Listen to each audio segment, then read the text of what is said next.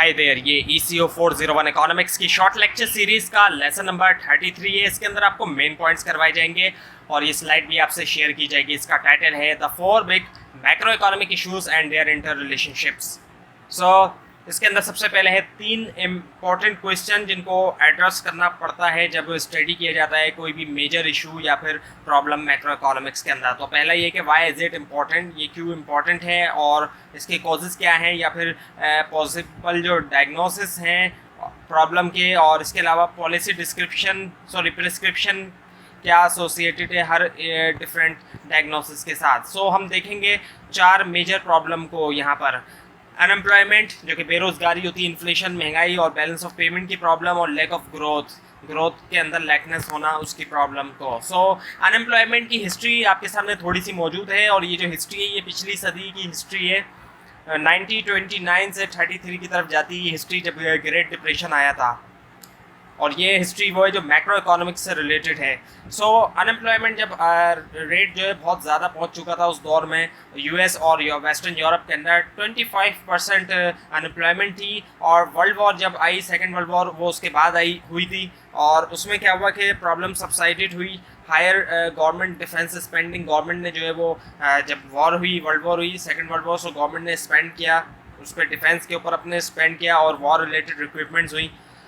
और फिर जो है वो 1940s से 60s के दरमियान कई सारी जो कॉलोनीज़ थी उन्होंने इंडिपेंडेंस हासिल कर ली, जिसके अंदर पाकिस्तान भी शामिल है, और काफ़ी सारा मैसिव इंफ्रास्ट्रक्चर अंडरटुक हुआ, इंडस्ट्रियल इनिशिएटिव्स हुए, और कई सारा जो लेबर फोर्स थी उसको एब्जॉर्ब कर लिया गया, और काफ़ी हद तक अनएम्प्लॉयमेंट का मसला रिजॉल्व हो गया। और प्रॉब्लम तब तक नहीं हुई जब तक 1970s का दौर नहीं आया, जब 2 ऑयल प्राइस शॉक हुए 73 और 79 में, और कॉस्ट पुश इन्फ्लेशन हुआ, बैलेंस ऑफ डेफिसिट आया कई सारे कंट्रीज में, उससे ग्लोबल रिसेशन आ गया और वो प्रॉब्लम कंपाउंडेड हो गई अर्ली 80s के अंदर। Now the definition of unemployment. अब अनएम्प्लॉयमेंट का मतलब क्या है? लिटरल मीनिंग तो बेरोजगारी है। उसकी डेफिनेशन क्या है? सो अनएम्प्लॉयमेंट से मुराद ऐसी हालत होती है जब एक शख्स जो है वो काम के बगैर होता है लेकिन अवेलेबल होता है वो वर्क के लिए, और वो करंटली जो वो काम की तलाश कर रहा होता है, उसको अनएम्प्लॉयमेंट कहा जाता है। और अनएम्प्लॉयमेंट की भी टाइप्स है, जैसे कि फ्रिक्शनल अनएम्प्लॉयमेंट होती है। ये तब होती है जब एक वर्कर मूव करता है एक जॉब से दूसरी जॉब तक। एक जॉब से दूसरी जॉब के दरमियान भी एक फासला होता है कि ज़रूरी नहीं कि फ़ौरन एक जॉब छोड़ के दूसरी जॉब मिल जाती है, उसको फ्रिक्शनल अनएम्प्लॉयमेंट कहा जाता है। स्ट्रक्चरल अनएम्प्लॉयमेंट होती है जब मिसमैच होता है लोकेशंस ऑफ जॉब और जो जॉब सीकर है उसकी लोकेशन के दरमियान। इन दोनों के दरमियान जब फ़र्क होता है, और लोकेशन जोग्राफिकल भी हो सकती है और टर्म्स ऑफ स्किल्स भी हो सकती है। इनके जिस तरह के स्किल्स रिक्वायर्ड हैं ऐसे स्किल्स मौजूद नहीं है जॉब सीकर के पास। साइक्लिकल अनएम्प्लॉयमेंट होती है जब एग्रीगेट डिमांड एनफ नहीं होती लेबर के लिए, और ये होता है जब बिजनेस साइकिल रिसेशन जब आता है, ऐसे मौके पर जो है वो रिसेशन के दरमियान एग्रीगेट डिमांड इतनी नहीं होती कि लेबर को जो है वो उसकी डिमांड हो फिर। और टेक्नोलॉजिकल अनएम्प्लॉयमेंट होती है जब रिप्लेसमेंट हो जाती है, वर्कर्स रिप्लेस हो जाते हैं मशीन से या फिर दूसरी एडवांस टेक्नोलॉजी आ जाती है तो वो वर्कर्स को रिप्लेस कर देती है। उसके अलावा क्लासिकल या रियल वेज अनएम्प्लॉयमेंट होती है। ये तब होती है जब जॉब्स जो हैं उसकी जो वेजेस होती हैं गवर्नमेंट नॉर्मली करती है, जब गवर्नमेंट जो है वो जॉब की जो वेजेस होती हैं मार्केट क्लियरिंग लेवल से ऊपर सेट कर देती है। अगर मार्केट क्लियरिंग लेवल तक करेगी तो ठीक है, लेकिन अगर उससे ज़्यादा ऊपर wage rate, minimum wage rate set कर दिया गवर्नमेंट ने या फिर लेबर यूनियन ने सेट कर दिया तो उससे भी अनएम्प्लॉयमेंट जो है वो हो जाती है। अब कॉस्ट है अनएम्प्लॉयमेंट के, अनएम्प्लॉयमेंट बेरोजगारी होने का नुकसान पूरी की पूरी सोसाइटी बर्दाश्त करती है। आउटपुट और नेशनल इनकम पोटेंशियल से कम होगी, जितनी हो सकता है आउटपुट, जितनी नेशनल इनकम हो सकती है उससे कम होगी। गवर्नमेंट रेवेन्यू लूज़ करेगी टैक्स की फॉर्म में, गवर्नमेंट को भी टैक्स कम मिलेगा जब लोग का जॉब कम करेंगे।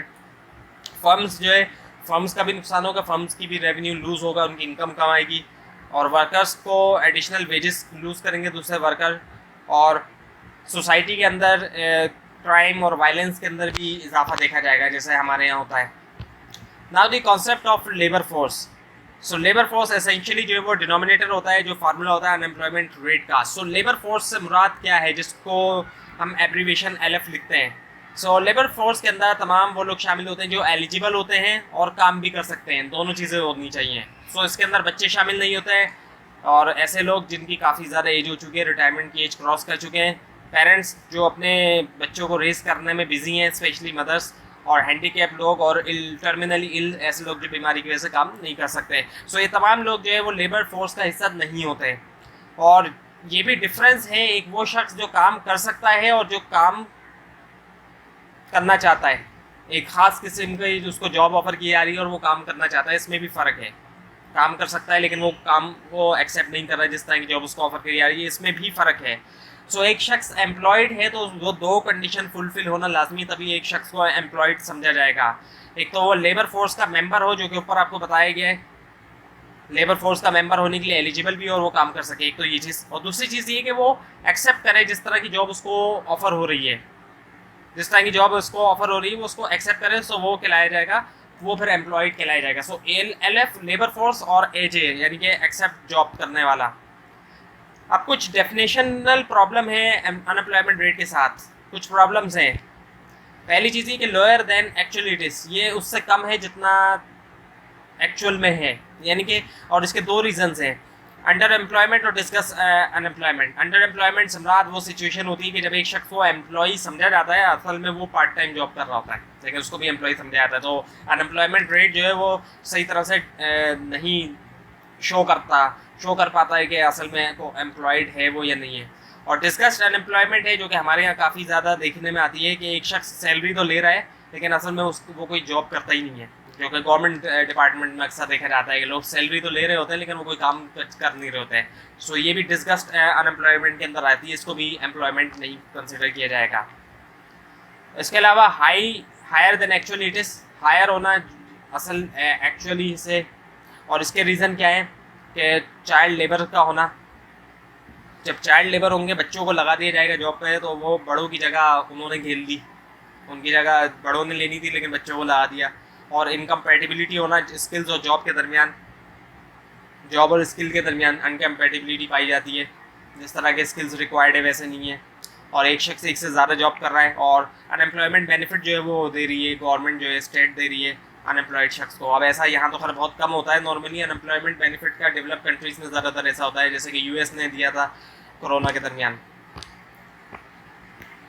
सो लोग जो है वो एंटर होते हैं अनएम्प्लॉयड पूल में, और ये जो है they could also include formally outside the labour force, और लोग जो है वो लीव करते हैं अनएम्प्लॉयड पूल को।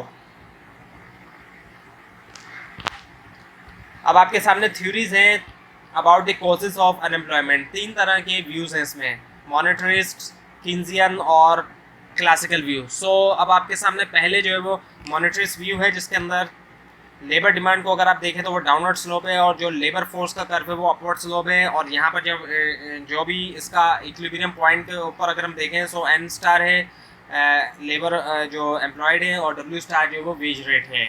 लेकिन यहाँ पर AJ कर्व को शो नहीं किया गया है, जो एक्सेप्ट करने वाले जॉब एक्सेप्ट करने वाले जो वर्कर है उसको शो नहीं किया गया है। सो अब इस ग्राफ के अंदर दिखाया जा रहा है AJ और LF कर्व को, इन दोनों के अंदर फ़र्क है। लेबर फोर्स LF है और जो लोग एक्सेप्ट करते हैं जॉब को वो है AJ कर्व। सो AJ कर्व जो है वो स्लाइटली इलास्टिक है LF कर्व के मुकाबले में, इसी वजह से थोड़ा झुका हुआ है, AJ कर्व थोड़ा झुका हुआ है LF कर्व के मुकाबले में। सो ये दोनों ये कर्व जो है असल में शो करते हैं हमें नेचुरल रेट ऑफ अनएम्प्लॉयमेंट को। इन दोनों कर्व के दरमियान डिफरेंस से हमें पता चलता है कि जो नेचुरल रेट ऑफ अनएम्प्लॉयमेंट है, क्योंकि सारे लोग जो है वो लेबर फोर्स के जितने भी लोग हैं वो जॉब को एक्सेप्ट नहीं करेंगे। सो इनके दरमियान डिफरेंस से हमें नेचुरल रेट ऑफ अनएम्प्लॉयमेंट का पता चलता है, ये मॉनिटर्स का व्यू है। सो जो डिफरेंस है N स्टार और N1 के दरमियान, यही नेचुरल रेट ऑफ अनएम्प्लॉयमेंट है। इसके बाद है फिर क्लासिकल व्यू। सो क्लासिकल व्यू के मुताबिक जो क्लासिकल इक्विलिब्रियम वेज रेट है वो है W star. W star classical equilibrium का वेज रेट है, और इसी पे जो एम्प्लॉयमेंट है वो है N स्टार। लेकिन क्लासिकल के मुताबिक वेजेस जो है वो स्टिकी हैं। सो स्टिकनेस होने की वजह से वेज जो है वो रहेगी W1 के ऊपर, और W1 के ऊपर रहने की वजह से A और B के दरमियान जो डिफरेंस है वही अनएम्प्लॉयमेंट है। सो AB जो है वो क्लासिकल अनएम्प्लॉयमेंट है। और आखिर में जो है वो कीन्सियन व्यू, जो तीसरा व्यू है, सो कीन्सियन व्यू के मुताबिक अगर वेज जो है वो फॉल होती है, गिरती है डब्ल्यू स्टार से W1 की तरफ अगर आती है, सो जो डिमांड है वो भी नीचे गिर जाएगी, LD से LD1 हो जाएगी, और जब डिमांड गिरेगी तो उससे वेजेस और गिर जाएंगी। W स्टार से W1 गिरी तो डिमांड और गिरेगी, और डिमांड जब और गिर जाएगी तो वेजेस और गिर के W2 की तरफ आएगी, और इस तरह गिरती रहेगी वेजेस। सो ये कीन्स का व्यू है। सो मॉनिटरिस्ट व्यू अबाउट अनएम्प्लॉयमेंट। सो जो मॉनिटरिस्ट का व्यू है इसके मुताबिक अनएम्प्लॉयमेंट जो है एसेंशियली जो है वो नेचुरल रेट कॉन्टेक्स्ट के अंदर है, और इसी वजह से प्रॉब्लम को हल नहीं किया जा सकता वेज डिक्रीज करके या फिर डिमांड इंजेक्शन के ज़रिए। और इनके मुताबिक नॉर्म इकॉनमी जो है यूजुअली तौर पे ऑपरेट करती है फुल एम्प्लॉयमेंट के अराउंड, और सिर्फ एक तरह की एम्प्लॉयमेंट जिसके बारे में वरी करना चाहिए वो है नेचुरल रेट।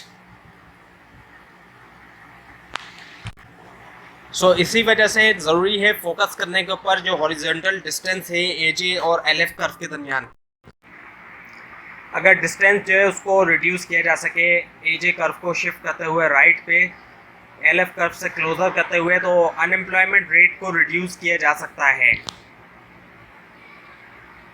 अब है फ्रिक्शनल अनएम्प्लॉयमेंट। फ्रिक्शनल अनएम्प्लॉयमेंट के बारे में पहले भी आपको बताया जा चुका है। जब एक शख्स जो है वो दूसरी एक जॉब करते हुए दूसरी जॉब की तरफ शिफ्ट करता है तो दरमियान में जो है वो डिले आते हैं। सो जो डिले होता है वो कुछ इस वजह से होता है कि लैक ऑफ इंफॉर्मेशन की वजह से होता है। सो बेटर इंफॉर्मेशन के साथ जॉब के बारे में उससे मदद मिल सकती है। उसके बाद फिर स्ट्रक्चरल अनएम्प्लॉयमेंट जो कि स्ट्रक्चरल चेंज की वजह से होती है।